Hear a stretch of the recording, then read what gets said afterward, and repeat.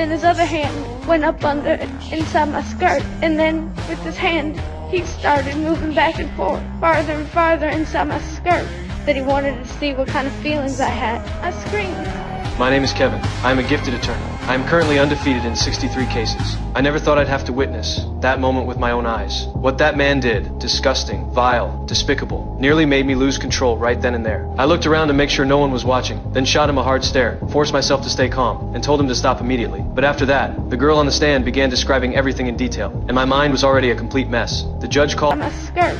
That meant I had to challenge her testimony, but I couldn't focus. I barely held it together and asked for a 15-minute recess. The second I stepped out of that courtroom, I wanted to punch a hole through the wall. He told me he was innocent. That's the only reason I agreed to defend him. If I backed out now, he'd go straight to trial, and maybe the world would lose one more monster. But if I did that, my perfect record, 63 wins, 0 losses, would end right here. I rushed into the restroom, splashed water on my face over and over, trying to snap out of it. Looking into the mirror, I started to wonder, did I choose victory, or did it slowly trap me here? That's when a reporter showed up and dropped a single sentence. I froze.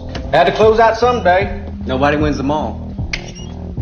That sentence struck me like a match, igniting something twisted deep inside. I smiled. A smile I didn't even want to admit was mine. I made my choice. When I stepped back into that courtroom, I was someone else. I stopped caring about whether that man did it or not. I started going after the girl's character and credibility. I asked if she'd ever pass notes in class, notes mocking the teacher with crude drawings. I held one up high so the jury could see every line. Never called him a disgusting pig monster? No. She denied it, so I handed the original to the judge. Under U.S. Code Title 18, Sections 1621 to 1623, if a lawyer submits false evidence, they can face up to 5 years in prison, lose their license, and pay a $250,000 fine. The fact I submitted it meant it was real. The judge accepted it without hesitation. Faced with proof, the girl finally looked down and admitted, she drew it. It worked. The jury started questioning her character. I struck again while the iron was hot. I asked if she'd ever played inappropriate games when her parents weren't home. The plaintiff's lawyer objected, but the judge shut it down, because under the Sixth Amendment, the defense has the right to challenge a witness's character to assess their credibility. I kept pressing carefully laid psychological traps,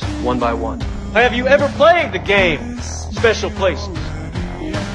Until the victim on the stand started to look like a vengeful, biased, bad kid. Then I dropped the final question. I asked her, did you threaten other kids you played with, telling them to accuse the teacher too, or you'd spill all their secrets? She shook her head, over and over. But in that moment, I saw her eyes darting, her body trembling, her entire composure crumbling. It happened to me. So you made up a story. A special story. No. Her father, sitting nearby, clenched his jaw. He looked ready to tear me apart, but my cross-examination was flawless. Every move followed procedure. The jury returned their verdict, not guilty. As long as the decision is unanimous, the judge must release the defendant immediately, and the case can never be tried again.